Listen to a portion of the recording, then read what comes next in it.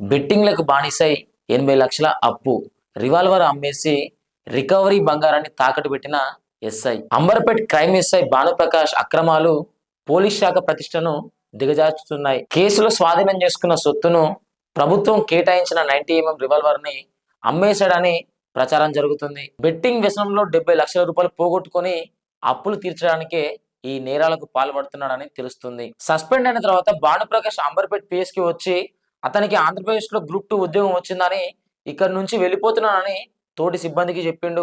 Station లో తన వస్తువులు తీసుకుపోవడానికి వచ్చినట్లు నమ్మించి అనంతరం స్టేషన్ ఇన్స్పెక్టర్ దగ్గరికి వెళ్లి తన డ్రాలో పెట్టిన 90mm రివాల్వర్ కనిపించట్లేదని సీసీ కెమెరాలు చెక్ చేయాలని ఆ స్టేషన్ ఇన్స్పెక్టర్ ని కోరిండు. ఉన్నతాధికారుల సమక్షంలో డ్రాను పరిశీలించగా బుల్లెట్లు మాత్రమే దొరికినాయి కానీ రివాల్వర్ దొరకలేదు. సీసీ ఫుటేజ్ చెక్ చేస్తే భానుప్రకాష్ రికవరీ చేసిన 4 తులాల బంగారాన్ని డ్రాలో పెట్టి తనే తీసుకెళ్లిన దృశ్యాలు వెలుగులోకి వచ్చినాయి. అయితే గన్ గురించి మాత్రం తనకి తెలియదంట.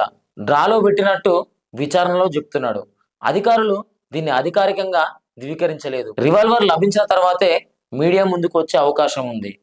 రికవరీ బంగారాన్ని కొట్టేసినందుకు భానుప్రకాష్ పైన అంబర్పేట్ పోలీసులు కేసు నమోదు చేశారు.